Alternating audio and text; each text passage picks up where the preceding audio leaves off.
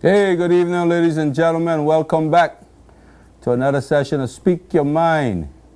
So it's been a while, guys. It's been a while. It's been about 4 weeks since I last sit in front of the camera and had this conversation with you guys about all the things that are happening in the country, what we're going to do about it, or what you're going to do about it, what we're going to do about it as a group, together as a people.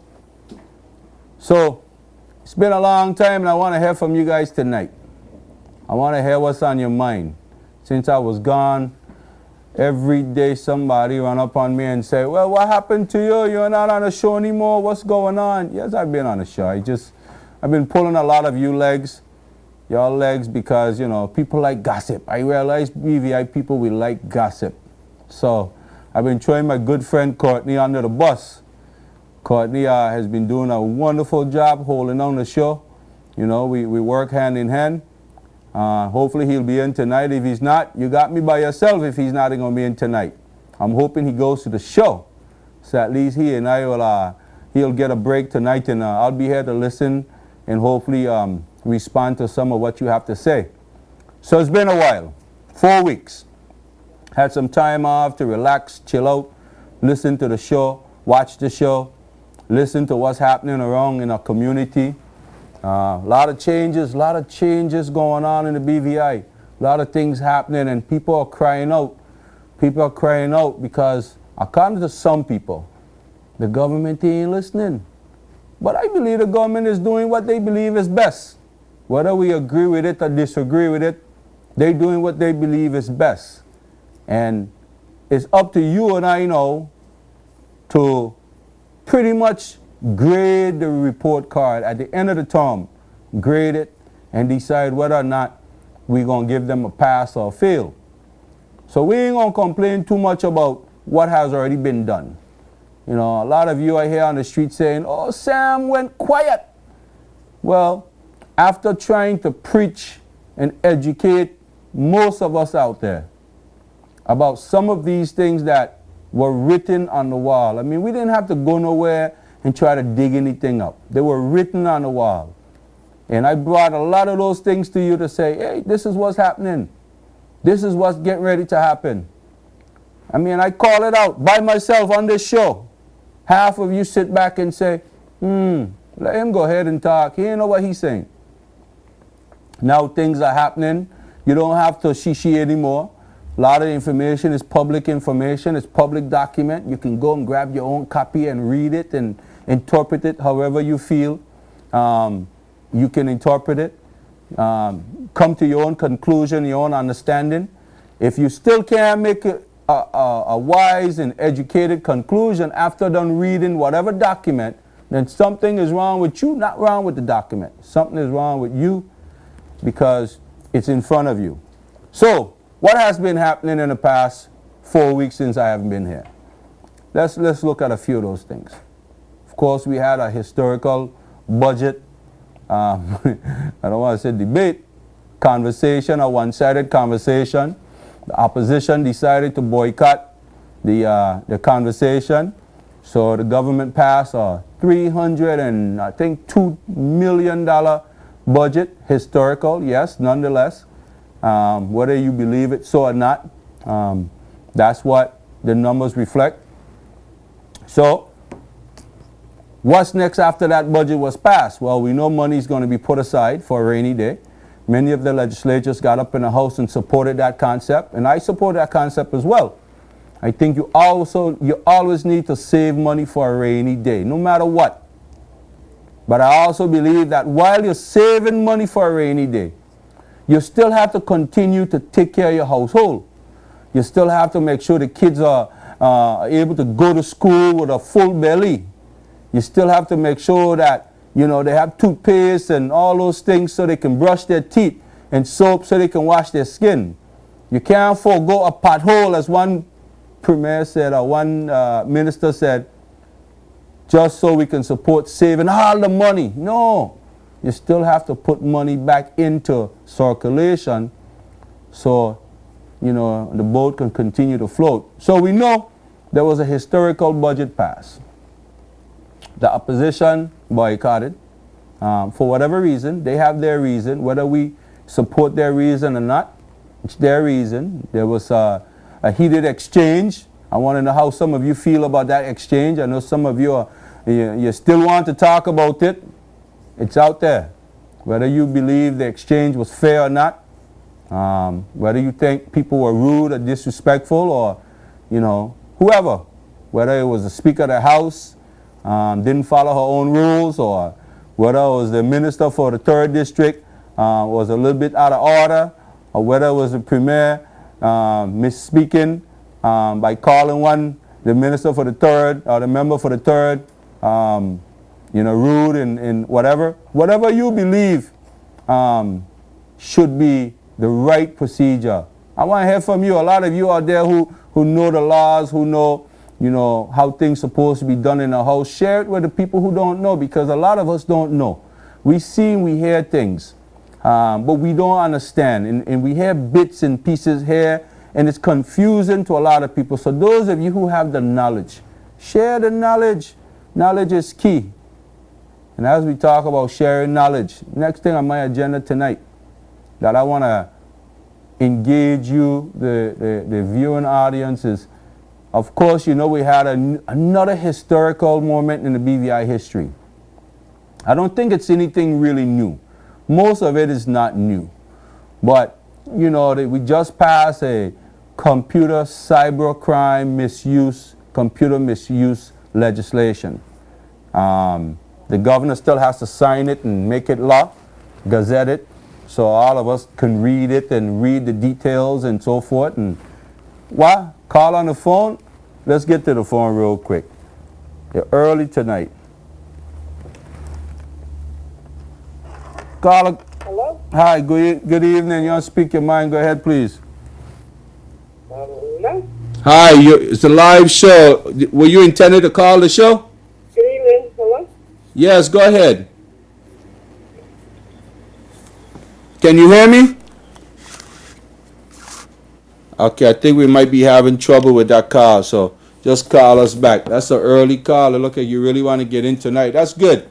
So, like I was saying about the computer misuse law and cybercrime law. You know, ladies and gentlemen, I didn't get a chance to really read it because it hasn't been public. It's part of the whole. Let's get to the call real quick. You want to speak your mind? Go ahead, please. Hello? Hi, good evening. Sam? Yes, I can hear you. Good evening, Sam.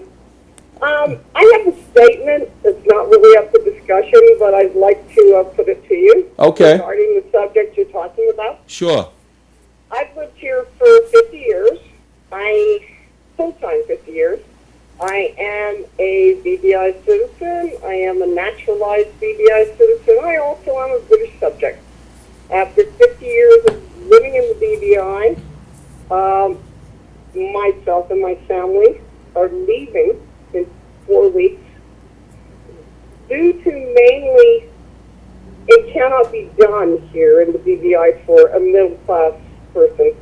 The insurance for health, the infrastructure, after all the money the BVI has taken in offshore banking in the last 50 years, it has not gone anywhere. There's no sign of improvement. The island is actually going backwards violently forward, which is really sad. And there are, I guess, a few people like me are just saying, okay, it's time to give up and leave, and we're leaving. And it's very sad, but you can comment on afterwards what I said, but I don't want to discuss it, but you understand what I'm saying. Oh, absolutely. Okay. All right. Good night. Well, good luck.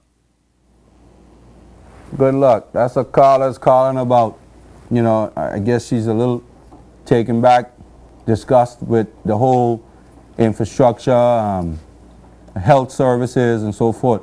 I do believe though, I do believe that the health services is improving. It will improve.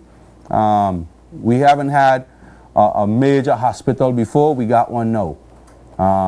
I just heard an advertisement on the radio the other day that we're now partnered with the hospital system in Puerto Rico. As a matter of fact, the advertisement, when the person called the number, they call the local number, and we're answering as if we're the Puerto Rico hospital. To me, that's a sign of improvement. I do understand what you're saying.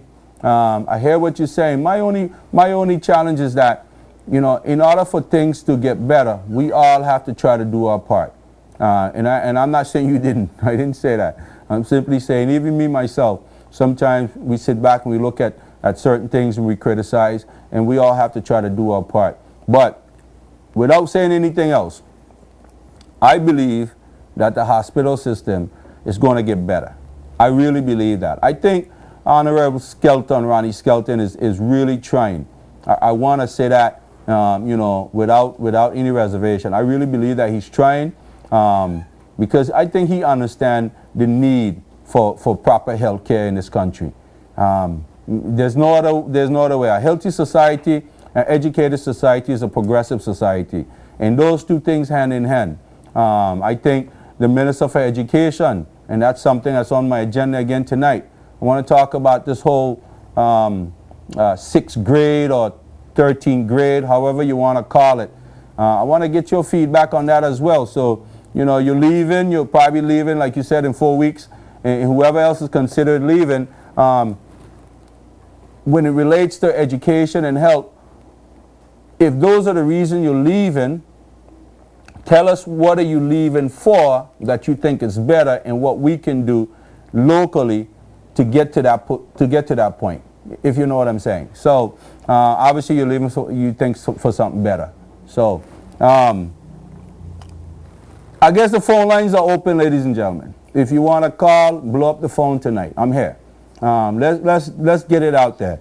You know me, I ain't gonna try to hold nothing back. I'm gonna tell you how I feel about it and put it out there. So I was saying earlier about the new legislation that was just debated in the House on Thursday night, is the Computer Misuse and Cybercrime Law. There's some bits and pieces that I heard about that law that I thought, yeah, we need to have those things in place. You have to protect the information that governs and pretty much support your financial well-being in this country. You have to do that. There's no doubt. Nobody would be foolish, whether they're in government, whether they're in the street, who understand that whole philosophy, who would say, you know, we're going too far. No, you have to protect what's feeding you. So that's taking care of us. So all of those things that pertain to that, you got to start finding ways to punish people anybody who engage in pornography, pedophilia, those kind of things. Yeah, of course, lock them up, throw away the key. You know what I'm saying? Anybody that's out here preying on kids, I mean, it's a shame. It's a shame if anybody's get caught with that. And look, the full extent of the law should come down on them. There's no doubt. But, I mean, there shouldn't be any excuse for that. So those things I support. What scares me, though, and listening to the debate, and what really concerns me and listening to the debate, is the full information that relates to leaking of information, whistleblowers, people who, with good intention, might try to expose wrongdoing within the system, within government.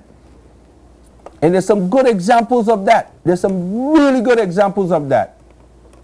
And this law will basically say that the things that the people are concerned about should know about, and whatever the government officials are doing or statutory bodies are doing on behalf of the people, you're going to use this law to say, well, I don't have to disclose the information anymore. Let's just create confidentiality clause Let's make it secret because the law said we don't have to publish it or gazette it. Let's just keep it on the side because they don't need to know because nobody can tell on us. That's really, really scary, ladies and gentlemen. If you don't understand what I'm talking about, point in case. Take, for example, the cruise ship thing. That was a big, big, big blow-up, debate, controversial issue.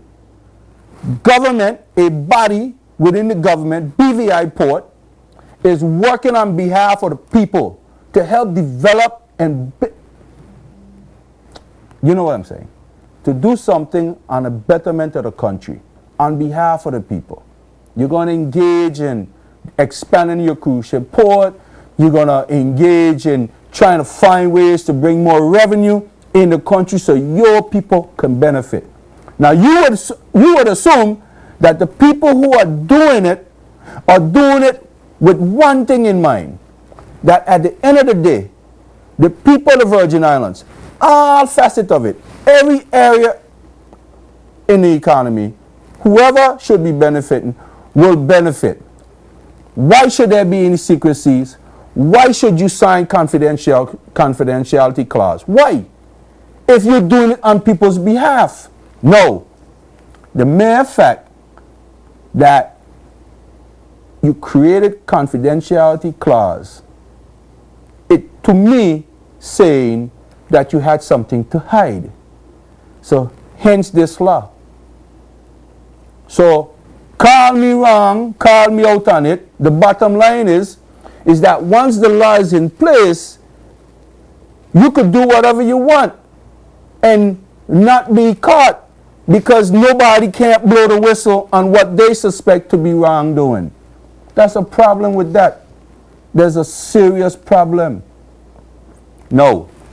The minister for the 3rd, representative for the 3rd district, raised an interesting point about the Constitution. And the Constitution does say that no laws can be made contrary to the Constitution or procedures or process in the Constitution. Now, anybody could interpret how they want to interpret. Constitution give you it give you a Bill of Rights. A Bill of Rights. And nobody is saying that anybody have the authority to go out like they say in the States and other places. You can't go in a theater where a bunch of people is in it and say fire when there's no fire and cause people to get hurt because they're trying to evacuate the theater. That's wrong. So you can't do things like that. And that makes sense. The laws are there to protect against those kind of behavior. But what if there is a fire? And the people who starting a fire to hurt people in that theater. And somebody see that person starting that fire. They should be able to call it out and say, there's a fire, get ready to start.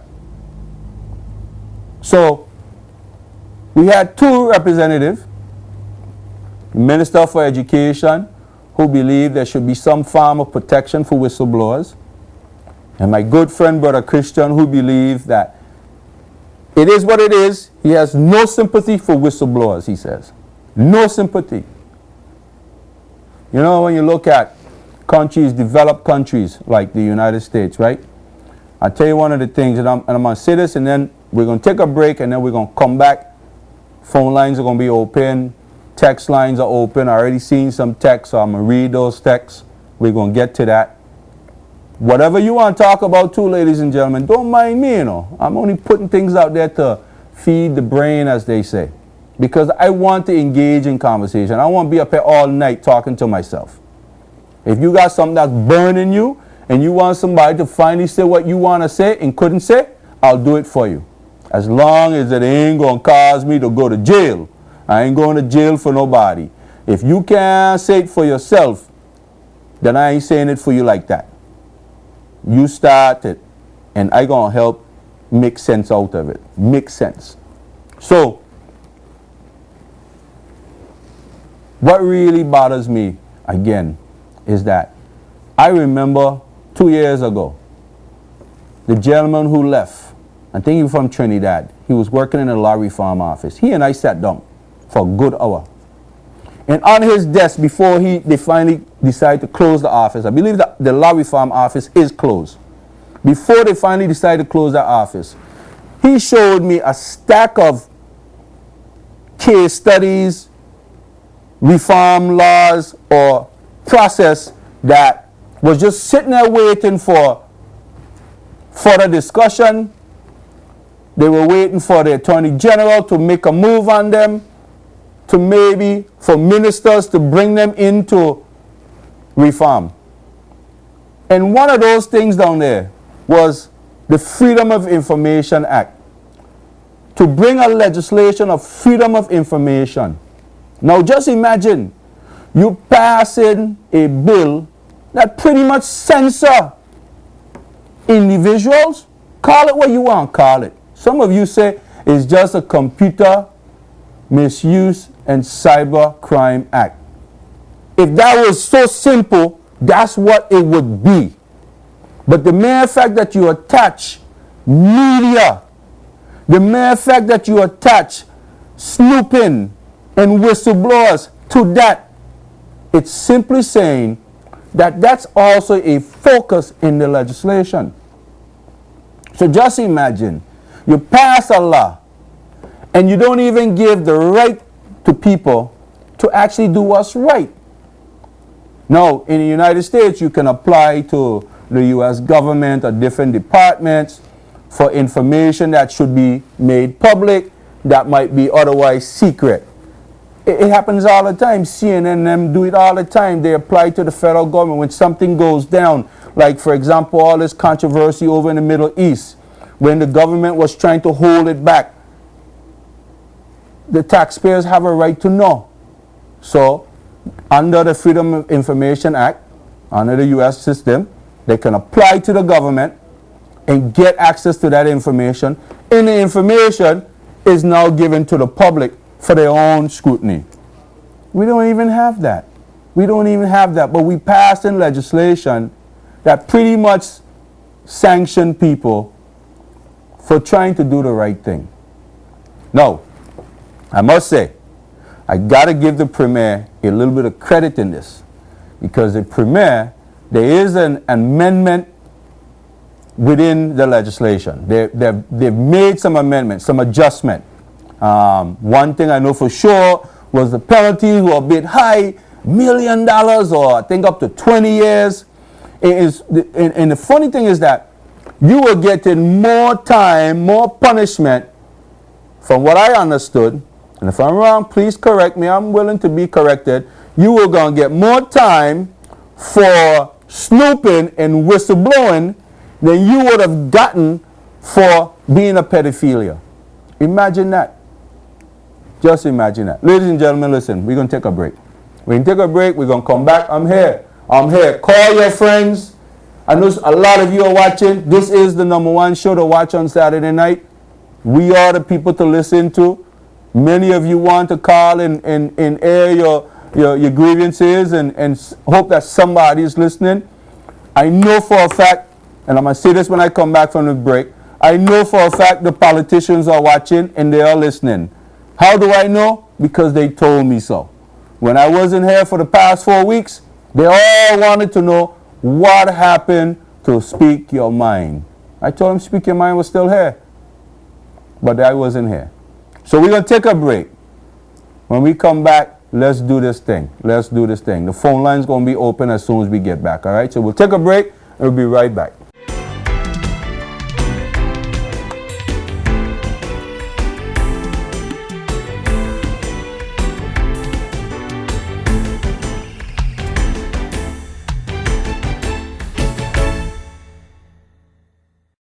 Say hello to the Digicel DL700, our newest best value Android smartphone with a 4-inch display, front-facing camera, and a 5-megapixel rear camera. It's perfect for snapping and sharing. Plus, it's super fast, so you can do more, play more, and share more.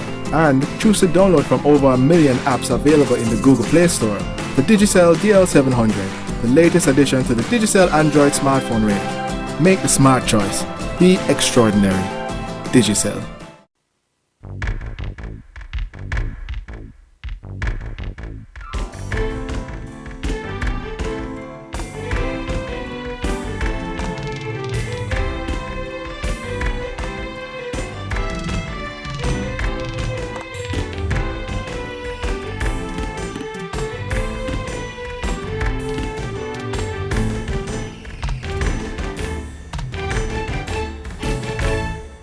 All right, so welcome back.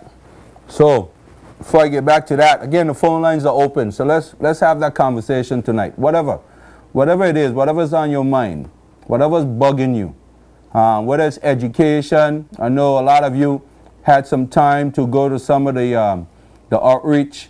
Some of you voice your concern about the 13th year, or however you want to label it, or maybe put the year at the end of elementary school. That's a huge situation in the BVI. And there's no reason why we shouldn't be able to have that conversation. So Carl, let me know. Before I go further, the lady that called earlier, I did hear what she said, and thank you for that text. And I agree with her. You know, there was a report came out just recently about $93 billion of foreign investment came to the BVI. I think they said in 2013, something like that. Some international organization rated the BVI to be one of the top jurisdictions in the world for foreign investment. And that sounds really good. And I agree with that. I agree that a lot of money comes through the BVI. But it's not all passing through the government hand. It's passing through, you know, on paper. It's passing through sitting in these I call space bank. You know, it's not physical money. We all know that. We all understand the business, the nature of the business. The money might be sitting somewhere in Switzerland, but on paper it might say it's a registered BVI account. So the money seems like it's here. I do agree that I believe that with especially now with this new legislation, because this legislation that just passed, primarily is to help protect, support, develop the financial services sector, to protect the identity and the process in making sure that the business that we do here, it's done in the utmost way that these people always feel safe to come and invest more and more, and they can tell their friends to come and invest more and more in the country. And I support that. I definitely support that. I ain't going to turn my back on that. I think it's necessary. I believe, though, that, and I was talking to someone earlier about this a couple days ago, that there should be a fund. There should be some kind of protection fund. These people who are investing anything more than $1 million, $10 million, $100 million, any one account that has a certain amount of money in it, there should be a certain percentage of that money that goes into a development fund. And that fund should contribute to education. It should contribute to infrastructure. It should contribute to training for our people. It should, instead of the government asking regular citizens, and nothing wrong with that if that's what they want to do, but instead of asking regular citizens to contribute to the hospital furnishing, you can do that if you want, ladies and gentlemen. I'm not saying don't do it. I'm simply saying these funds, this money is what we should be looking for. The same way we're talking about some people who make certain amount of money should pay a higher fee in work permit. It's the same process.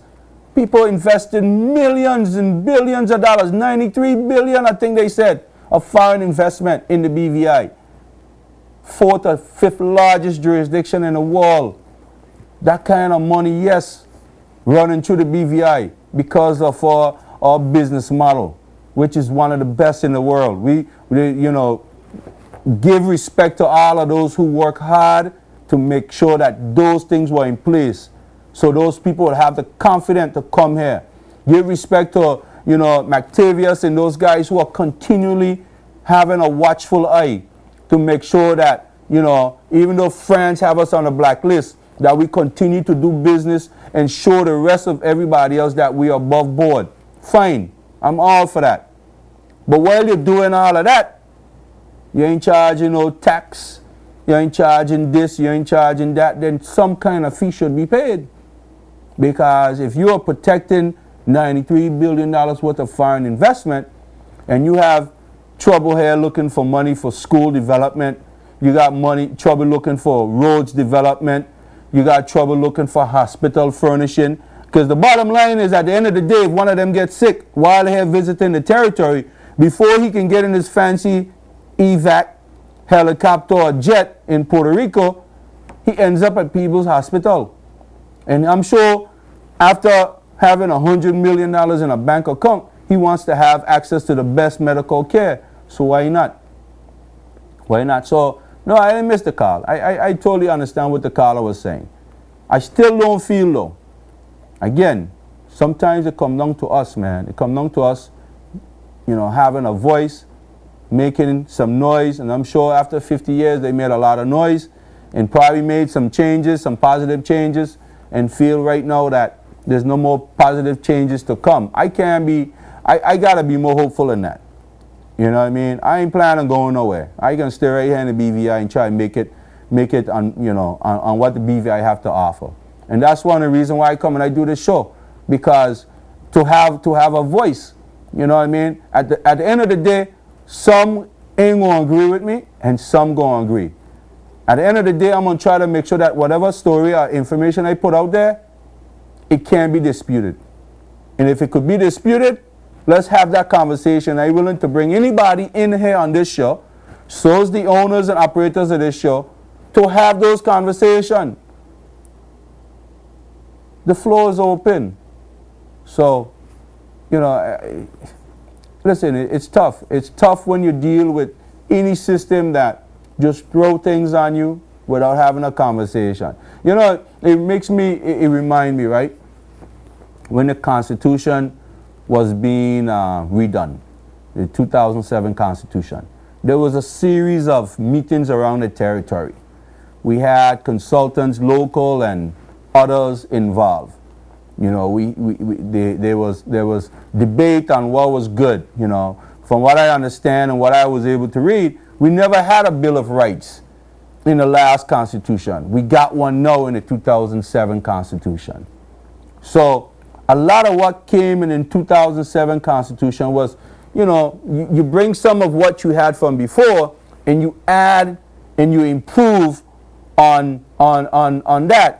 And all that improvement came as a result of evolving lifestyle and concepts and thinking about others and looking at other countries and looking at their constitution. And so you have those consultations. And so therefore we got what we got now. So the point is that if you don't take part in the conversation, you don't take part in the debate, you don't make enough noise, people won't do what they want to do anyway. If you want to speak your mind, go ahead, please. Hi, good evening. Live show. Talk to me. Yeah, good evening. What's going on, boy? I'm coming out here, man. Well, I know you're going to call me and let me know. I'm glad to be back. Yeah. Talk to me. No matter what you say a couple of weeks later, I never know it was because me myself was sick, you know? Okay. You feeling better now? I'm really afraid still, you know. Let me ask you this before you get to your point. Don't lose your train of thought. You were sick. You were sick. I'm going to ask you a question. You were sick. Was the medical system within the BVI helpful? Yeah, okay. I'm saying, right? Mm-hmm. During the time that you're sick, you say you're still recovering. Yeah. But did you go off island for any kind of care, or was most of your care done here in the BVI? Done here in the BVI. Okay. All right. And you find it to be okay. At least there's room for improvement, but you find it to be okay. Okay. Well, I would say improvements because you need more than one doctor in a clinic here. One doctor was on the shift during some time, you know? So I need another doctor during the clinic time, like two doctors during the clinic. But the clinic is not emergency right now, because so we go right now to the hospital right now. Instead of not up away, still like the clinic over here and the emergency area, right? When the emergency come in, that doctor don't have to go by the clinic, them in the emergency area. But the clinic doctor still need two doctors inside of class. It's like people in the hospital like different. You know, a long time ago when you find so many people coming to the clinic, but the place developed. So you find out it's like a big country now. More people in the hospital coming to the clinic, I mean to say, you know? So you need tools of that so that people can turn around. And most people go there and want to leave and go to work after clinic because everybody here is like working. Even sick, sometimes they have to be on the job trying to make ends meet because they don't go to work, the insurance may not be paying, some other source, not get money for that. Right now, I really feel that better, but I still have to be going to work because if I don't do that, certain thing won't. Can't pay the bills. Can't pay the bills. Yeah, it's tight. Anyway, me have to see like that. Me calling in support of the music festival, you understand, right? Music Fest. Yeah, man, so I'm not nothing about it, but that's the one thing where the funny agenda right now, where I feel it was a great thing going on, where keep people moving, people looking out for something happening, and it just happened at the right time, where after Music Fest and then the festival. And I think it's bringing tourists really. I mean, I definitely say the BVI cut it out. Another part of the Virgin Islands, some of them went pick it up, and you went find that's where people are heading when it comes that time of the year. So I think the government should have support you and drop some money in there. Because the pirate did have it running throughout time, over 9 years. I know that it's straightened up away and things. The government can support it also like it's bringing a lot of tourists, bringing a lot of things. Yeah. Actually, the thing they kind of break down with tourists coming in the island when they say they have what they call the thing in Japan, recession, whatsoever, and things.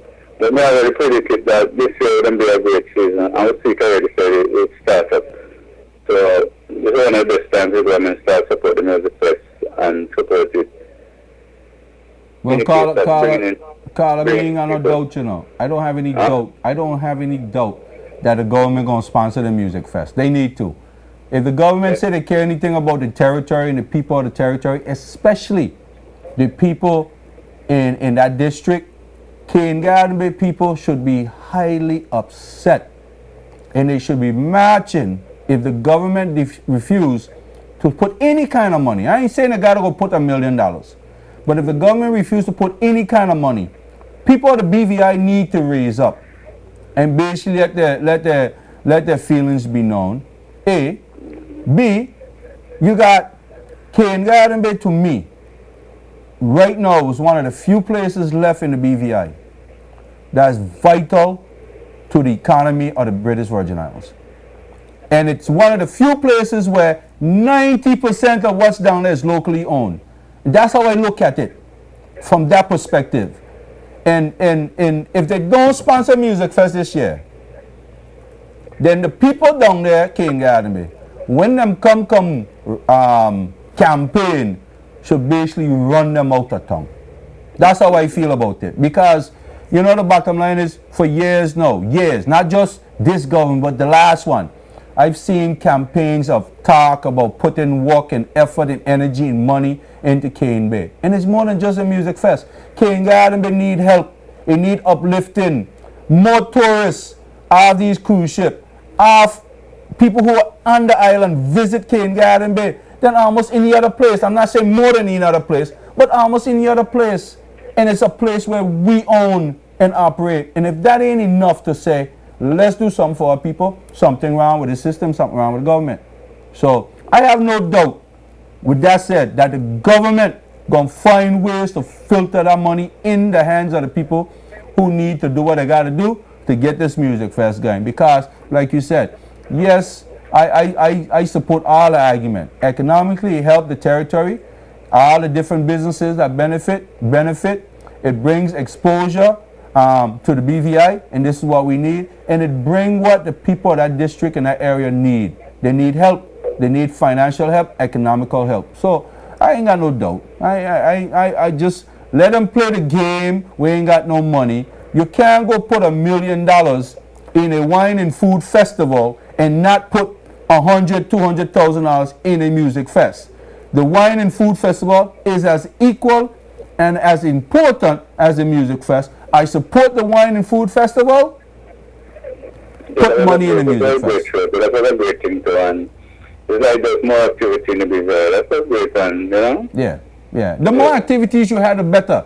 You know what I mean? Yeah. The more different activities you have, that can bring different attention to the BVI. It's what's helping the BVI and making the BVI successful. You can't go and cater to only the rich and famous and think that the poor gonna survive. No, it'll never happen. In all the countries where the rich and famous are only benefiting, the countries are economically upside down. I'm sorry. All activity, church activity, all those activities are great activity. Hey, all of it makes sense. All of it makes sense. Anyway, later on, big up. Yeah, Carl. Thanks a lot for the call, eh? Yeah, yes, sir. Music Fest gonna go on, man. Don't worry. If it doesn't go on this year, whoever's involved need to make some noise, and all of us are involved. From the ferry companies, them who got to bring people in this country who might be coming to participate in the Music Fest, to the transportation specialists on the ground who move people back and forth over there, to the vendors who supply food and drinks, the supermarket that make money, the shipping company make money because the supermarket don't sell chicken to the vendors in the restaurants over there. The shipping company wouldn't have nothing to bring in the country. So, you know, listen, I ain't going through that whole Music Fest talk thing. It's a gimmick. The government needs to get with the program. The people of Cane Garden Bay, the people of that district especially, need to raise up. Y'all need to raise up. Stop this nonsense, because let me tell you something. Cane Garden Bay, there's a few places left throughout the BVI, ladies and gentlemen, where we BVI Islanders own, operate businesses, and we're losing spaces a space at a time. And if the government don't see fit to go and support what, you know, the success of those businesses, the success of the territory, then listen, like I said, at the end of the term, all of us has to get the report card. We each get one, and we would start doing a check mark. And that's up to you to decide whether or not you get an A or a B. A means you pass, B means, you know, you borderline, and then D means you fail. So, you know, I'm not knocking anything that they're doing, but they could be doing better. You know, you can't forego a pothole when, you know, it means that it's affecting the flow of traffic, when it means that, you know, we have tourists now falling down in some of these potholes and looking to sue the country. You know, you can't put all your money in a savings account and not put none in a checking account to write food bill checks, to write light bill checks, to write, you know, on and on and on. You can't just do that. Money has to be spent. When they ain't coming from outside, they got to come from inside. And you know, the biggest the biggest insult to a lot of us is that next year, everybody knows, everybody talking about it. Next year, God spare life, money gonna be sharing like water. You know, we have to get to that kind of energy. No, you gotta take care of the territory. No, you gotta keep doing the things that are necessary. In addition to saving, in addition to monitoring how you spend the money, in addition to all the things that are good, you still got to find ways to continue to stimulate your economies, those areas. You got to keep people active and busy, you know. And listen, and don't mind nobody with that foolish talk about everybody depending on the government. Everybody do depend on the government. Don't mind nobody. The biggest employer in this country is the government. Public work, water and sewage, government offices, statutory board. The biggest employer is the government.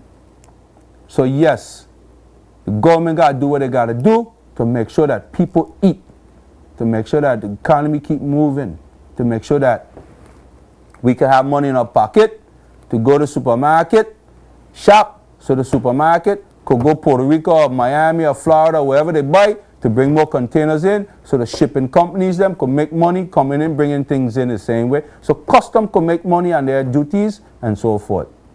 Everybody depend on the government. So when people turn around and talk about, oh, it's just taxi man, or it's just, no, foolish talk. Economics 101. We all depend on the government. We expect the government to do well so we could do good. So anyway, Phone lines are open.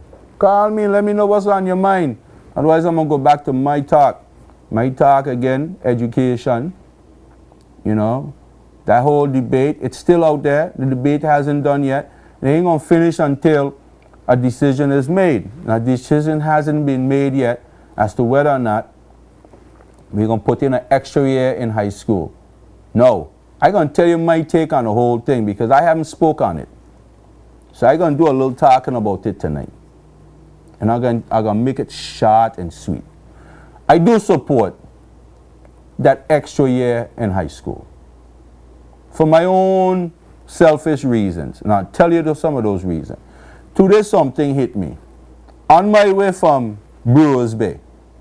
On my way from Brewers Bay today, I stopped and picked up a little kid.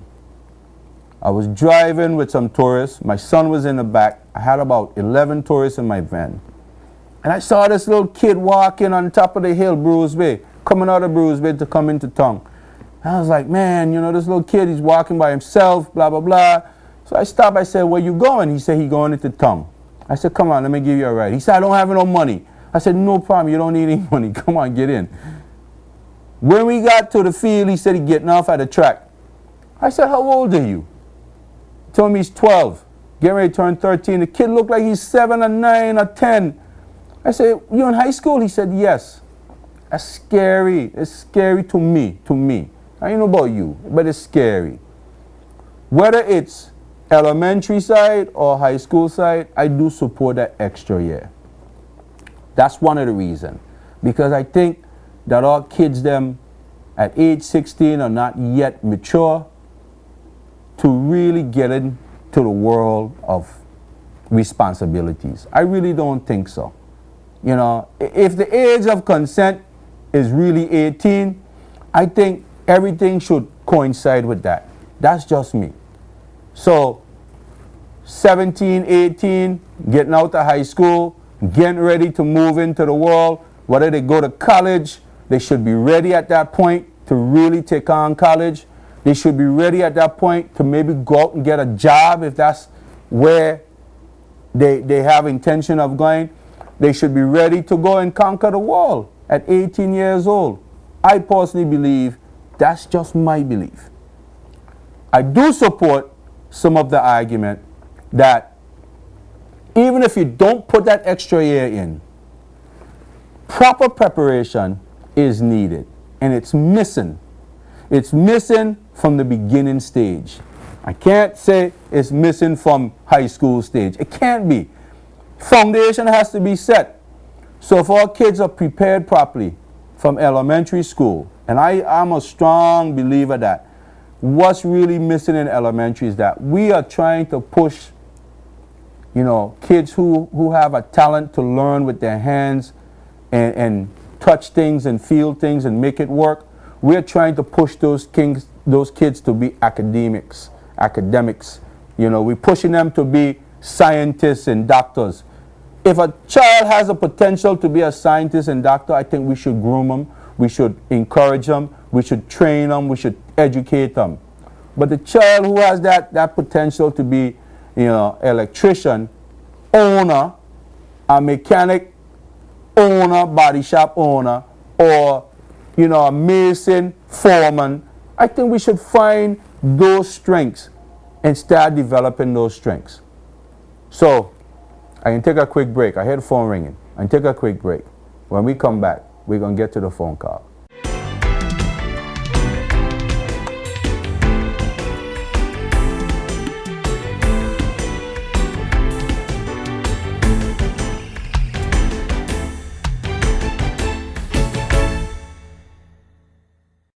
Say hello to the Digicel DL700, our newest best value Android smartphone with a 4-inch display, front-facing camera, and a 5-megapixel rear camera. It's perfect for snapping and sharing. Plus, it's super fast, so you can do more, play more, and share more. And choose to download from over 1 million apps available in the Google Play Store. The Digicel DL700, the latest addition to the Digicel Android smartphone range. Make the smart choice. Be extraordinary. Digicel.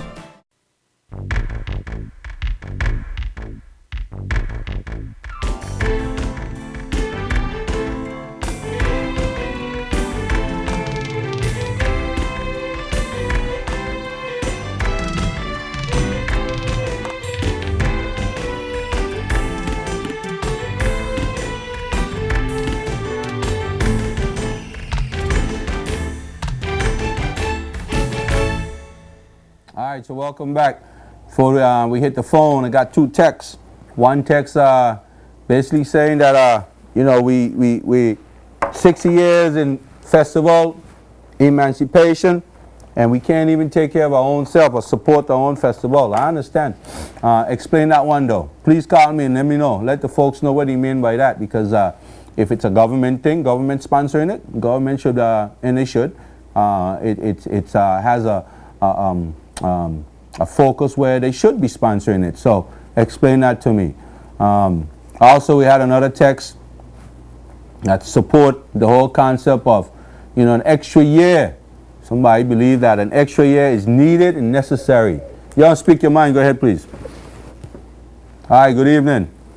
Yeah, good evening, Sam. Talk to me. Nice to see you back. Yeah, man. Thank you. Anyhow, I have a little small concern I just want to highlight this evening. This ain't small. This ain't going to be small. Make it big. Like I was in the 9th district. Okay. And my concerns are related there. I was kind of like, I was shocked to learn or to see. But we have water wells in the territory, right? Sometimes we suffer when we can't get water and water for hours in the night and things, right? However, unfortunately, we're a little more fortunate. We do suffer sometimes, but we still manage to supply our people with water. However, my question, when I look at who are we really developing this little country for? Because I've seen here, right? I don't know if you know where Cow Hill is. Cow Hill, Virgin Gorda. Give me the demographic. Give me the geography. Just as you approach on the boat, and you look left, there's a hilltop, Cow Hill, that the top was excavated and cut off. And we have a beautiful house up on top. Yeah. More than $5-6 million, easy. Oh, that's the one you see when you're coming in on the dock? Yes. Okay, on the left side. A big Union Jack flying up high, and the BVA flag lower down on a smaller pole. Yeah. That's the one that you see. Yeah. Right next to that, couple of feet away, couple of 100 feet away, there's another house of the same stature. Another couple more 100 feet away, there's another one at the same stature.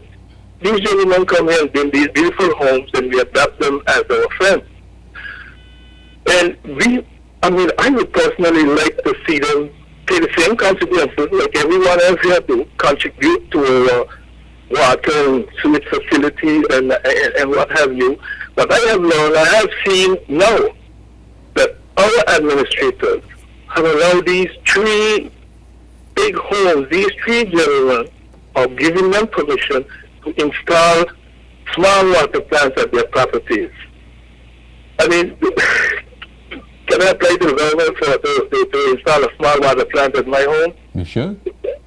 Okay, anyhow, my concern is that we have guys here selling water, transporting water, and doing what have you for years, as we did in the time of Neil Bay. And then the government at that time, we choose to allow the people to install a water line from our water plant to go straight to Neil Bay, which did boost the consumption and the sales of our water. However, we now choose to let these 3 gentlemen install their own water plants up on that hill. You know what that means? They pay the water bill. Exactly. And our men, our brothers, our cousins who have water trucks and tankers, they are all parked now because they have their own water facilities. This to me is not right in a time when our economy is struggling. Let these people, if they want to be with us, a part of us, they should contribute wholly to the economy. Why should we allow these gentlemen, because they are fortunate enough to install water plants so big? And then even within hundreds of feet of each other. 1, 2, 3. I don't see the real rule in this. Honestly, I don't see. When they have their issues over there with water, they pack up the truckers the same way. The then administration at the time, they asked me them to install the pipe, which they reimbursed them for after, and we are selling them water now. Why can't we do the same to these 3 gentlemen? Are they above our laws? Are they not part of our communities? Those are some serious concerns to me when you see these things happening. Yeah. It is easier to run a water line from our supply to these houses than it is to run it to Nail Bay. Why couldn't we do the same thing? Yeah. I'm just raising these points to show you that this is revenue that we could have come for, because these houses use a serious volume of water. And we shouldn't let these things go. So if I want 100 gallons of water, I have to pay for it. Now you park up a water truck, the brothers that making a little dollar, and you let these people install water plants at each home. Yes, hundreds of feet away from each other. That's not right. It is not right. And then another thing I noticed, even these people, they're building these homes, they're importing, like you mentioned earlier, they're bringing these containers with the whatever. And when you see the content of these containers, 50-pound boxes of mail, common stuff that you find in the hardware stores here, why are we allowing these people to bring these things in containers and wherever they come from? Let them support our economy. They are a part of us. They are living with us. They should contribute just like you and I. And when you see what coming out of this container, you wouldn't believe it. Sometimes you go into jail, Clarence Thomas, or anywhere and pick up. So anywhere and pick up. It frustrates me as to why this, are we developing a country for these people who are fortunate enough to build a house for $4 or $5 million? Yes, we appreciate their business, we appreciate them here, but let them pay the consequences just like us. And a matter of fact, I feel people at that stature should contribute something to the economy instead of taking it away. I really have a problem with that. Talking about water, that's another issue. That's another issue. We have a fire department here. We have a fire vehicle. Actually, I saw the truck back in town today. We had a fire between North Town and the valley. And a vehicle had to sit on the road and burn because we didn't have a fire tender that had water stored. I find that a shame in this day and age. It is a shame. We send firemen there with hoses and pumps in the back of a pickup with no hygiene and no water. So I'm not even good. No. Not even in a country like the state we have now, with the people, the facilities we have here, why we don't have a tanker station, that fire station that we could have used in that event? Yeah. This is bad. However, I've seen it in our blog and everything. I've gotten the attention of the administrators, and we finally get back our fire engine yesterday or the day before that. So I just wanted to highlight the point that we are waiting until something drastic, dramatic happens before we embrace our people and take care of our people. You know, the situation with the water plant, I mean, I can't see through that. We want revenue, we want money. The city broke. The city broke, and we put $15 million in the reserve, and we're not paying the bills of the treasury. These things concern me. You could have put 10 in the reserve and spread $5 among your people, however you do.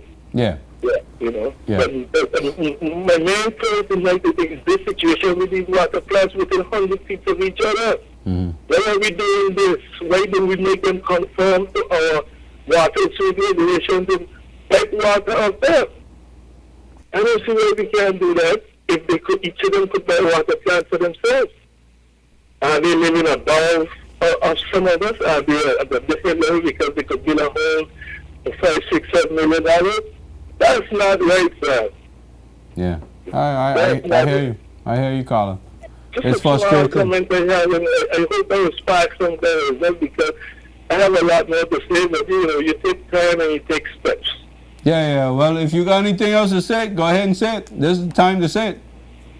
It just defeats me as to why we allow, because a man has a few dollars and he wants to build a house with us. Why do we allow them to input all these stuff that you can buy locally, support the local economy, support the local hardware store? We want our voters, our constituency, don't we want them to live? We need to look at these things, man. It concerns me. I will call you back again, but I don't want to take up too much of your time. I understand. Yeah, I have another issue I want to raise with you, but I'll call you again. All right, definitely. Thanks a lot for the call. Coming out of the 9th District, I hope that whole water truck thing, fire truck thing gets resolved, because I tell you, that's embarrassing. That one is embarrassing, you know. I mean, it's a good thing, though. It's a good thing, thank God, that the person who was involved in that whole situation didn't get hurt, because that's a challenging thing, you know. Yeah, speak your mind. Go ahead, please. Hi, good evening. Yes, good evening. Talk to me. Yes. Good night. I have two things I want to touch on. Sure. Right? Not only I want to touch on it, it's a worldwide problem, but we are in the BVI now. Mm-hmm. One, I like to ask a question, not only to you, but to your listeners. Okay. How do you feel a girl under the age of 18 should make a child? Should bring forth a child in this world? Or let me just give a better figure. Under 15? Under 15 years old, do you think if she get pregnant, she should bring forth a child in this world? You asking me now? Yes, I'm asking you the question. Well, if the law say the age of consent is 16, I ain't got no problem over the age of 16. Under 16, I got a problem with that. Well, okay. I couldn't agree. I'm glad that you said that, because it's something in battling me. Now, you was just talking about, you know, I think the laws, we need to change the law. We need to update the laws, just like anything else, because I do not like to see a girl under 15, maybe under 16 either, make a child, because it becomes a society problem. It becomes a family problem. And that's why we have a lot of breakdown in society today. We're blaming parents, mother and father alone. But when these young children make baby now, the system shut out on them. The education life is messed up. They cannot go to no business in town and ask for work at the age of 15, 14 and 13. How are they going to mind that child, take care of that child? You understand? And let me say it's a little boy now. Who should make the child for? Now, if he can't mind the child, what the system will do? Put him in jail? Oh yeah. So you see? That's what happened. That's what happened to the youngster in Justin Dyke. I think it was last year. He was arrested. He was actually younger than, if I'm not mistaken, was younger than a young lady for having sexual relation, and he was arrested, and the young lady went free. That's it. So it's not right either way. That is the point, and these are things that makers have to start to look into, because we have to help the children to help themselves. You understand? Parents will do a lot of, they don't really parents will try to protect the children. But we make children, we do not make the mind. They will tell us one thing in our house and go then do it all. Yes, some of us are very strict. But children get misled when they go out there, and the society, the government of a state need to take responsibility and do things, make laws to break that away from the children. You understand? To help to control them, help them from their own self. Because if we leave them, then it will be a problem that we can't contain. We don't can't contain it now, we can't contain it in the future. I do not like it, and I hope not only in the BVI, like I said, it's a worldwide problem. And America around the world globally need to take a stand. We need to look into this. You understand? Because we cannot prove the other thing, we can change the law to help the children. When I want to put something in, if you get pregnant under the age of 15, you could be prosecuted, you could be... You need to put something that could deter them, could make them take no responsibility for the action. You understand? If you gotta check them on somewhere, well, I'm using the word, but not exactly, you know. Do something to say, hey, if you go there pregnant, you could be in jail. Whether you come and see who the daddy is or not, you could be in jail as a young girl. You understand? You have to help them to understand. You're going to see a young girl going to school with a big belly. How the other young children are going to look at her? You understand? It's getting out of control. And lawmakers especially need to take responsibility and stop leaving the parents alone, because the parents are trying. That is one of my points. My next point, next thing about me, is I find too much of young people, as much as I do not have a problem with young people getting a job, you understand? Because they are more fragile or whatever. But I have a problem with young people, like an 18-year or a 19-year-old teaching a high school. My problem with that is because a 17-year-old or 15-year-old or 16-year-old is not going to respect that person.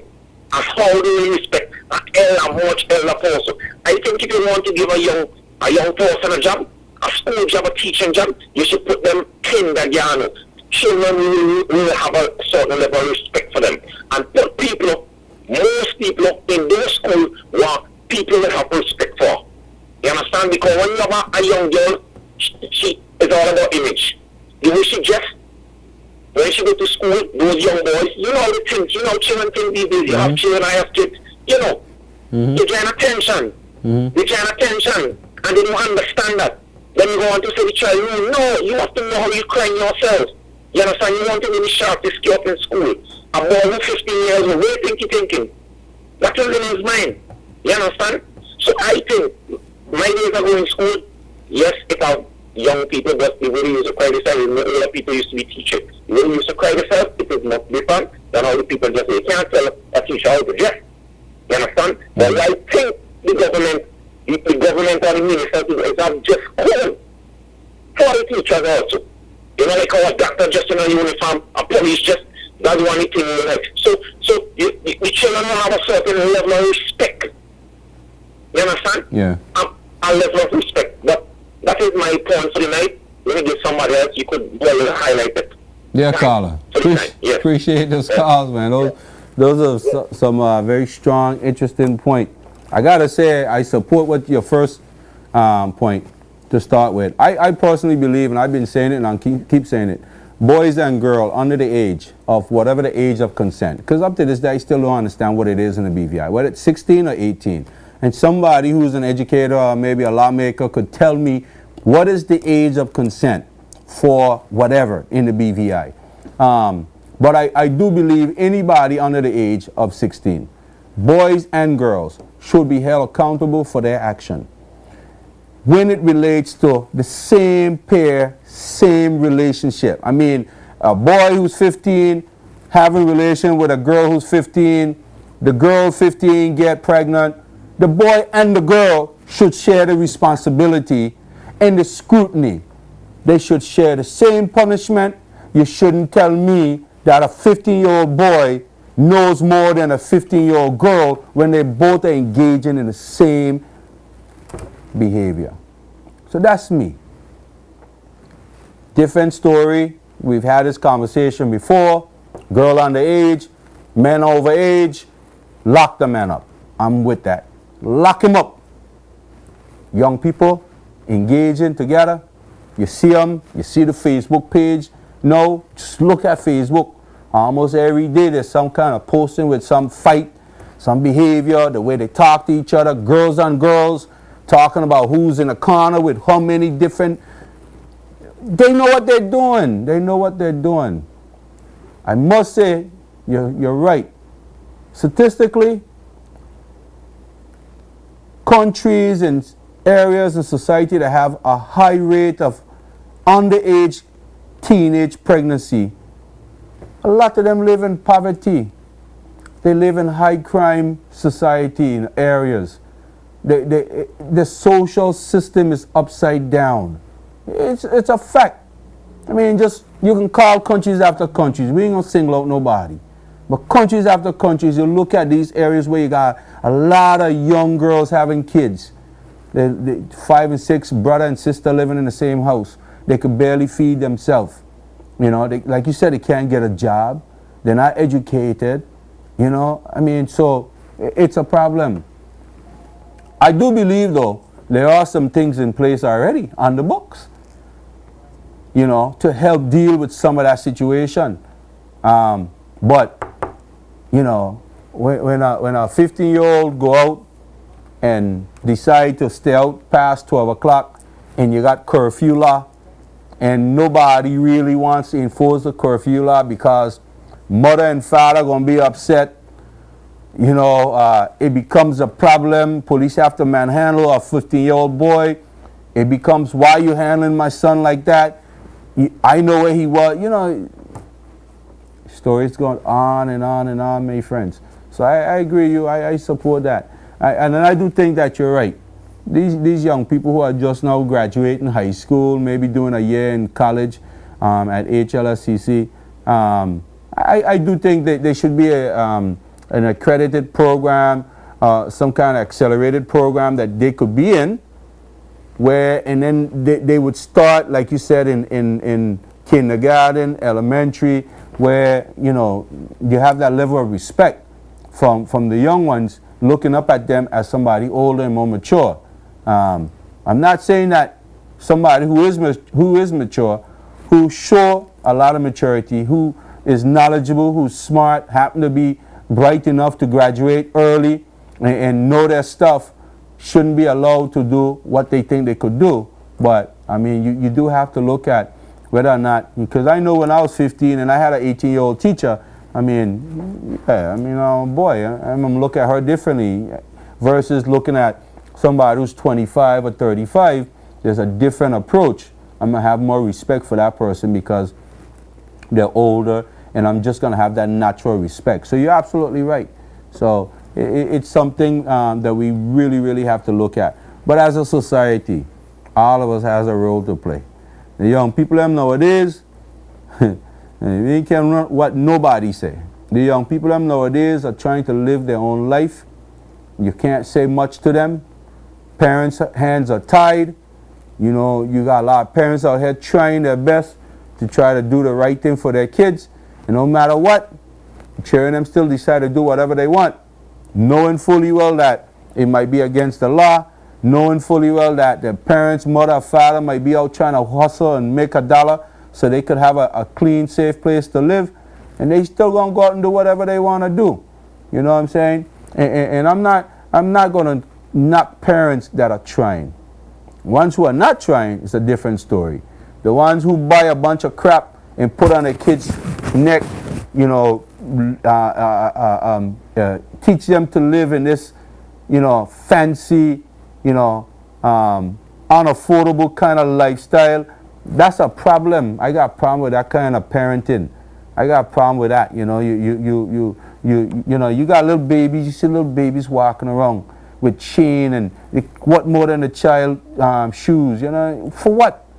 Nonsense, nonsense. And that child, when he's 5, 6, 7, 8 years old, can't even read.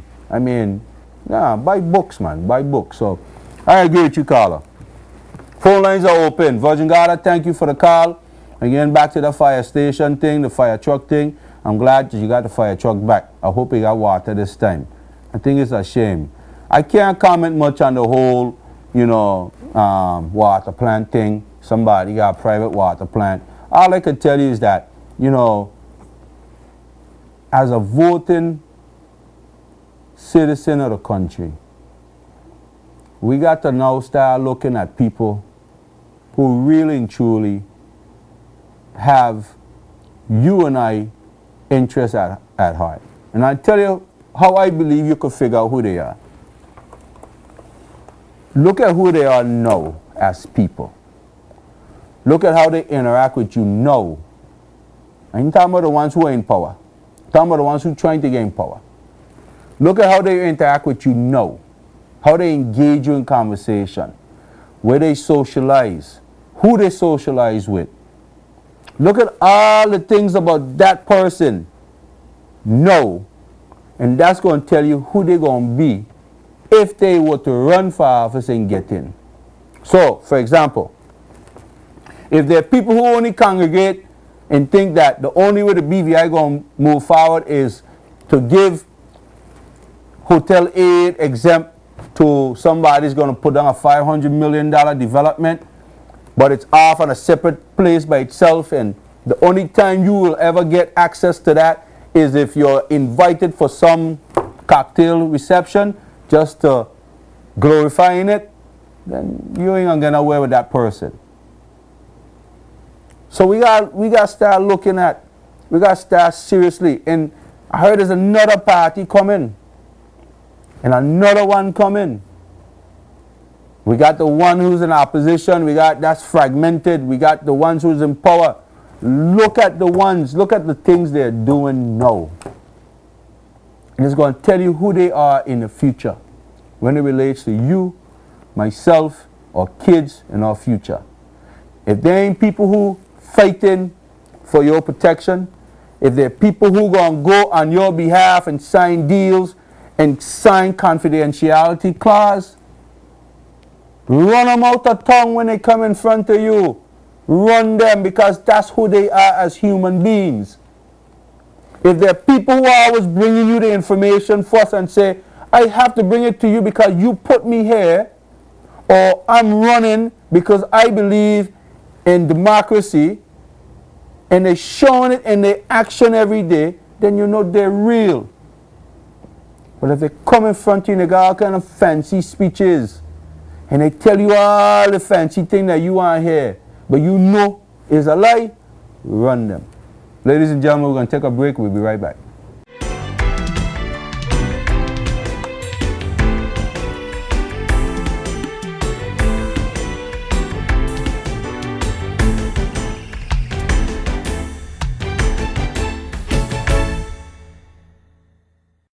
Say hello to the Digicel DL700, our newest best value Android smartphone with a 4-inch display, front-facing camera, and a 5-megapixel rear camera.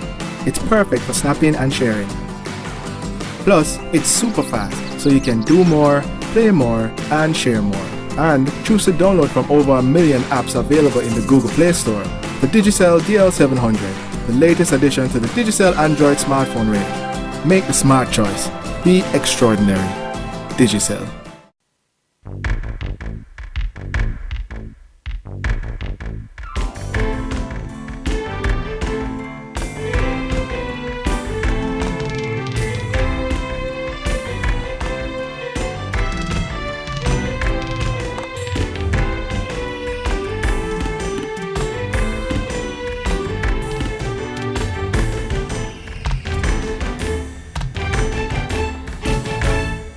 All right, welcome back, guys. Remember accountability, man. Accountability. If, you know, we got to stop playing these games. All of us want help. All of us want this. We want that. And we don't hold the people who are running for these offices accountable. So, you know, we left with people who say that the only way we're going to be successful is if we allow big development to come in and we give them the world. We give them, you know, exempt on everything. We get them exempt on the furniture that they build. They say they're going to come in and build all these fancy condos for other people who might want to buy and so forth. And they too get exemption and millions of dollars of loss. You want to speak your mind? Go ahead, please. Yeah, good evening, Sam. How you doing? Good evening. How are you, my brother? I'm good. And in terms of picking your politician, what I usually try to look at is these 4 things. I look at my community. Yes. I look at the education system. Yes. I look at the healthcare system. Yes. I look at the economic of the community. Yes. And I look at their parents. And based on that, whoever can best serve those needs or improve them, that's the way I try to go. Definitely. Okay, thank you. I appreciate that. Very good. How do you pick your politicians? Do some of you, like some of us, we pick them based on the fancy promises. Don't worry, man, I'm going to build you a wall. I'm going to fix the road going up to your house. Don't worry, man. Help me work this deal. Get me in. I'm going to make sure we give you a little contract. I agree we got to stop living like that. We have to stop living like that. What we want the government to do is put proper infrastructure in place and get out of the way. Put the things in place. Protect us. Protect the businesses that we could own and develop. Protect and educate our people. Protect and provide proper health care for our people. Now, what somebody asked about that whole thing, when is the insurance scheme coming? I don't know, but I want it. I'm going to keep selling it. I want it. As long as it means that, excuse me, that I could stay right here in the BVI and get all the care that I need, which I'm hoping for. And if I have to leave, at least I have a health care program that I could take with me and get the care that I need. I am fine with that. Because I'm sick and tired of dealing with other health care programs in this country that are telling you they can't help you because of pre-existing conditions and all this nonsense. It ain't right. It ain't right. So, I agree. You gotta look at your society, you gotta look at the people, you gotta look at the people, you gotta look at their demeanor, you gotta look at their attitude, look at their personality, look at who they are as a person. If they can't sit down with you and have a simple conversation right now before they get in, how they gonna do it with you when they get in and they're too busy and now you gotta make an appointment to see them? Oh, think about it. Think about that. So, I only saying all this to say to the person in Virgin Gorda. The 3 houses probably represent investment, and they are probably preaching other things that the politicians think at some point you as a BVI landlord or you as a resident of Virgin Gorda will benefit from. I don't know what it is. I'm just simply saying. I'm putting some things out there. I agree with you 300%. If you're part of the community and government talking about finding ways to raise revenue, if you're saying and what you are saying is correct, I don't know. I haven't seen it for myself. But if what you're saying is correct, then it represents a revenue loss for government. Because if they ain't tapping into the government water supply and they running their own desalination plant to replenish their cistern or whatever, then it's a loss. It's no different than the guy who has a 20-year or 10-year exemption from, I don't know, furniture because he's building a fancy $5 million condo. He's selling a piece of plot for $2 million. He's going to build a condo on it for $5 million. So he made $7 million, and then the government gave him a $40,000 to $100,000 exemption to bring furniture in to furnish that same house he just made $7 million off of. That's the kind of people we got in our government. I don't need to tell you that. Look around. Look around. Look at what's happening. How many of our people that are trying to do business in this country are getting the kind of support and handout from our government? And when those people ask for their help, some of you say, oh, you're dependent on government. So the rich man who own the island, them, ain't dependent on government? So the people were promising to bring in thousands of tourists that we should be able to benefit from by operating our own ferry service to them, that we should be operating a snorkel business to them, that we should be doing all the things that we should be doing for them on behalf of them so we could continue to strive and make business for ourselves. We can't do that because they also are doing it.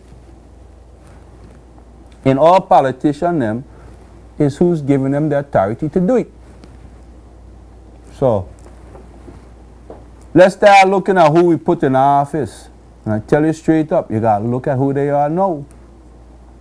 Anybody who ain't representing change, and I ain't talking about talking it, I say represent change by the way they live, the way they represent causes, your concern, run them. Run them. Don't listen to no promises. Promises are comfort to a fool, and I really believe that. It really is. I promise to listen. But yet we sign confidentiality clause. You ain't listened yet, and we done got a deal, and we still don't know what the deal is. How you gonna benefit? But you hear promises that you will benefit, but you don't show it to me yet. I promise when I get in, I'm going to make sure the road from east to west is fixed. But yet, I pass a $300 million budget, and I'm going to forego the pothole. Your car getting wrecked every time you drive on it, to put $15 million aside when I could have put 11 and put 4 in the economy. So you decide. You decide. Don't let me decide for you. Don't let me decide for you, ladies and gentlemen. So, phone lines are open. I hear the phone ringing. I got texts. I got a lot of texts. But man, it feels good to be able to engage. Just have that conversation. Whatever is biting you, call and tell me. Everybody else is listening.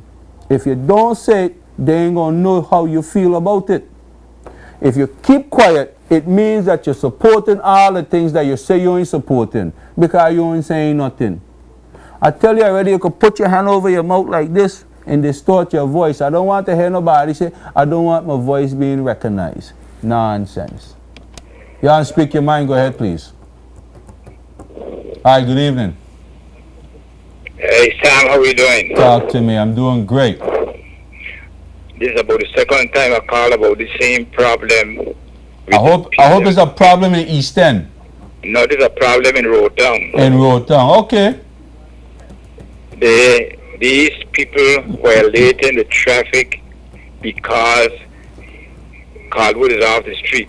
They was always looking out for Caldwood, they knock off Caldwood or whatever, and the people them take the street for themselves.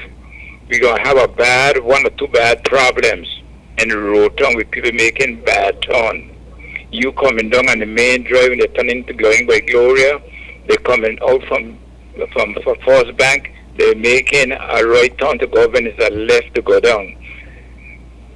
I tell you, the honest police that we had on the street, they knock him off or whatever. And we're going to be in a bad situation here if they don't do something with these people.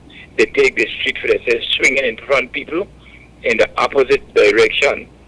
I stopped some days ago coming down and two police was on the side and tell them about it because all the time they're saying it. What happened to the people in this country? They figured they could do what they want because we don't have the right force. What happened? Anyhow, that's all I got to say. But when it happened, I will remind you that I was talking about the same problem. We got you on tape. One police, they was looking out for this man because they don't know where he was, saying them. No, we don't have nobody on the street, so that's what gone. Don't many hear him talking about putting this in the village, in this other village. One police we had that keep controlling that road down. I don't know what they're doing with him, but whatever they're doing with him, I think he should be back on the street because people getting out of hand with the traffic, okay? Yes, definitely. I will see you, Sam. Take care. Yes, thanks for the call. Okay. Thanks for the call. So those of you who, again, are sympathizers of Officer Caldwood, he ain't coming back. I don't think he's coming back. You know, I advocate a protest, a petition. We got a lot of signatures, but there's a lot of you, man. There's a lot of haters out there. There's a lot of haters out there. And you got your reasons. I can't dismiss your reason. You got your reasons. But yeah, the traffic is haywire right now. We got I think a smart, sharp police chief. He's in line with the governor. You know, they talk, I'm sure, on a regular basis. Governor's head of a police department.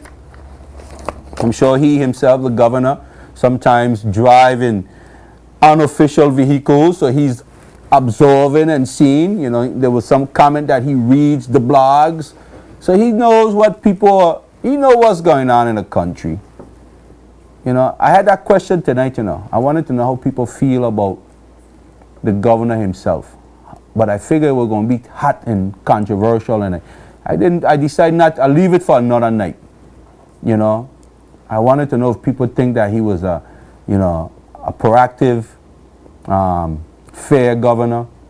If they thought that despite all the issues, you know, all these things that have been going on under the governor's watch, you know, did we have a governor that, you know, put his foot down? So I can bring that question up another time. But yeah, the traffic is bad. Brother Caldwood and there was one or two other us who used to do a good job keeping traffic in order, because sometimes even me, I gotta remind myself, put on my seatbelt. Even I hate seatbelts, but you know, I gotta do it sometimes. Even me sometimes, and I admit I ain't perfect. I gotta make the bad turn from there off the main road into Craft Alive, heading towards Maria's by the sea, knowing I shouldn't be doing that. I know if Caldwood was on the street, I wouldn't take those chances. I even see the premier do it one time. I even see the premier with my own eyes do that same thing. And I know Brother Caldwood was out on the street. Even when he wasn't out, I counted that caller one time, even when he wasn't out, you just felt like he was somewhere watching you, so you would do the right thing. So it's gone haywire. But the chief said they're looking at community policing, getting the cops them on the street and out of the cars.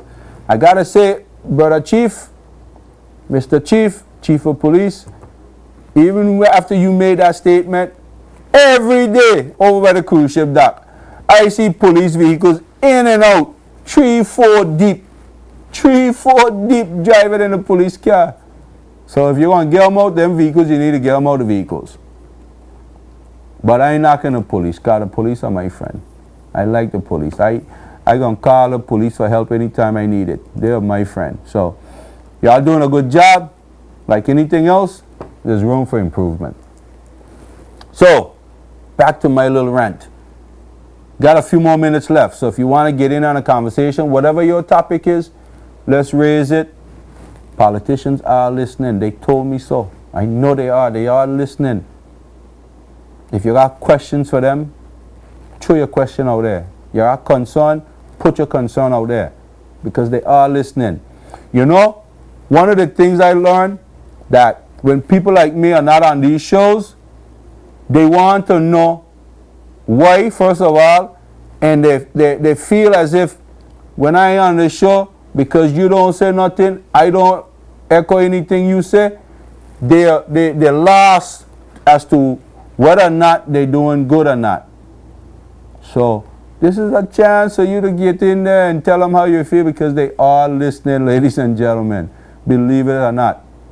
But you got to start making some noise, and a respectful noise. I ain't talking about being rude and all that other stuff. I say respectful noise. We should be able to, by now, be able to agree to disagree with whatever policies or changes we see coming that we know going to negatively affect us, or believe is going to negatively affect us. We shouldn't be afraid to speak out on things that is a problem. Like the caller from Virgin Gorda made some strong points. We're talking about revenue collection, and here it is, we got, you know, people who can afford to spend $5-6 million on fancy homes, but yet refuse to tap in to government water to give government revenue. You want to speak your mind? Go ahead, please. All right, talk to me. Live show. Yes, good night, Sam. How are you? I'm good. How are you? Okay, I would like to reiterate on what is the government going to be doing for the 6 months in our cruise tourism. All right, stop 1 second. Stop 1 second. Carnival ships that we lose. Talk just a little bit louder for us, please. Right into the phone. I said to you, good night. Much better, thank you. What I would like to know, and for you to reiterate, is that what are the government going to be doing for the cruise tourism in the 6 months of season? That we have lost the 15 Carnival cruise line. Are we going to be without ships? Or are they going to see if they get anything coming? What is the position on that? Okay, is it a two-part question or one part? Are you still there? Carla? Carla? Okay.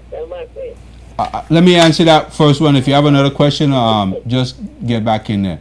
Well, this is what I read in the contract that the government just signed. Next year, 2015, by April, January, February, March, April, May. By May 1st, the end of April, May 1st, the government is supposed to have phase 1 of the project done. Phase 1 is supposed to be one side of the dock, dredge, extend, widen, a few buildings on the compound. Once that's done, it initiates the contract between the government and the cruise liners that they just signed with. That means now those cruise liners have to start bringing passengers according to the agreement from that point on. And then it goes phase 2 and other things has to happen before more is done, right? So this year, that agreement doesn't affect this year. It doesn't have anything to do with this year. So whatever happened this year happens. If we get shipped during this season, we get them. We don't know. I haven't seen a schedule for the slow season. I can tell you that a few of the ships have already started pulling out. I know Ventura just pulled out. It's her last trip. So she's repositioning now to Europe and other places. Most of the ships that we are getting right now are the European ships. They're the Italians, the French, the Germans, the English ships. You know, we got a lot of French people from Guadeloupe. Those ships are being repositioned because it's the season. That's just a normal season for them. So it's dying down. They're going to go back to Europe. Normally in the off season, we used to get a few of the American ships. The same NCL would come here and there. Carnival would come here and there. And Royal Caribbean will come here and there. We don't know. You'll have to call BVI Port. They have, you know, up to 6 months, 8 months, a year, should have a schedule for that. I could try to get one, but you know the bureaucracy. If they know it's me calling, it's always some stumble block. So maybe one of you who work for Port, oh God, but with this new law, you can't snoop anymore. You can't, oh, we got to be careful. So what we'll have to do is call the Ministry of Communication and Work, which handles Port. We'll have to call Port, BVI Port, the Director of Port, and the Deputy Director, my good friend Al. Al Henley is now the Deputy Director, so we'll try to get a scheduling. So hopefully next week I'll try to have that for you guys so we know. But as of now, we don't know what's going to happen this summer. And some of us are speculating it's going to be bad. You want to speak your mind? Go ahead, please. Hi. There are slated 60 trips from May to September. 50. 3 for May, 4 for June, 15. 15. Oh, 1-5. From my reckoning, there are no carnival ships that will be coming. Okay, how many for May? 3 for May, 4 for June. 3, 4 for June. 3 for July. 3 for July. 3 for August.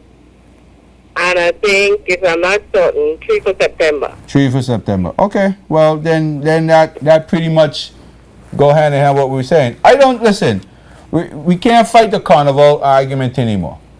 Carnival is a big player in the industry. The government chose to go with the competition, NCL and Disney. They promised to bring in about 450 plus. We're hoping that other ships will come on board once everything get going. So for you and I, let's not frustrate ourselves and worry about. I'm talking about our 6 months off season. That means you're gonna be without work. That mean, and that's the position the government has put us in. So what I'm saying though, we got to now start thinking outside of the box. We got to figure out something else. We can't just sit around and die for hunger. We got to figure out something. So let's try to figure out something else. If we got to go pick up garbage, we might got to go do that, recycle or something. You know? But I agree with you, there's nothing we could do. Carnival ain't coming. Carnival has already rescheduled their ships that would have come this year in that off-season period between Puerto Rico and St. Thomas. They're not coming. So, and I don't think, if they're not coming this year, I don't think they're going to come next year. And once the plan go in play, once the government and the 2 cruise liners that they sign with go in play next year, remember one ship has the dock 7 days a week, has first rights to that side of the dock, and 3 days a week to the other side of the dock. So that's 7 and 3, 10 days. So, I mean, it's the same, you know, it goes down to what Carnival was faring, that if you get one so much authority and so much birth and rights, then it scrutinized the other ships, whether or not they could come, they want to come, who they might have to go through. I don't know, you know, I don't want to be bothered with it, you know, because I didn't support it, the concept and how they went about it. I still don't support it. I think that if we were going to build our dock, if we were going to go to the bank and get money to build a dock, then we should be able to manipulate and control who comes and who don't come and leave it open for all, period. But, you know, up to this day, we don't know where the financing is coming from. And I personally don't believe that the finance, I could be wrong tomorrow, but I do not believe the finance is going to come from any local bank. I don't see any local bank putting $40 to $50 million in any deal where if they need to go to arbitration, they have to go to a foreign court system and everything is done here and their money's coming from here. I don't think any local bank going to do it. So I really believe that the reason the deal was written the way it's written is because the money might be coming from the same group of people. And mind you, the government just said, the minister himself just said, admitted in the House, that $1.7 million was paid to the people who designed the concept for the cruise ship development. It was the same person that I asked the minister about when last year, September, October, November, when Carnival decided to pull out, and the minister had that meeting at Craft Alive. at Noah Light Park. I asked him specifically if it's the same plan and if it's the same people involved. He refused to answer. And now we know the answer. Yes, it's the same people, same plan. So therefore, we stuck with two cruise liners that, hey, whatever they bring, we got to try to figure it out. But ladies and gentlemen, listen. It's getting close to that time. I got 2 minutes left. It's been good. As usual, whenever I'm here, it's always good. Thank you guys for the calls. If you want to get in one last call, go ahead and get it in. If not, there's a lot for us to think about. There's a lot for us to question. There's a lot for us to ask, those hard questions and demand answers. You want to speak your mind? Go ahead, please. 1 minute left. Talk to me. Good night. All right, good night. Me a vendor in Crawford I Life. can barely hear you. Me a vendor in Crawford Life, and me would like to say that the city manager need to stop love confusion. Good night. Okay, I'll pass that message on. You're saying that people at Craft Alive would like the city manager to stop the confusion. That's what you're saying? Okay. I think that's pretty much what you're saying. City manager, I know you watch these shows. I think people in Craft Alive is having some kind of misunderstanding, so maybe you can get down there and straighten things out. So, ladies and gentlemen, without any further ado, time has expired. I really appreciate you guys making the calls tonight. Thank you so much for sharing your thoughts. Again, things are changing every day. And whether we accept it or not, whether we want to sit back and just watch it, is going to affect us one way or the other. And we gotta be proactive. So, with that said, wish you guys all the best for the new year. I wish you all the best for the week, and see you again next week.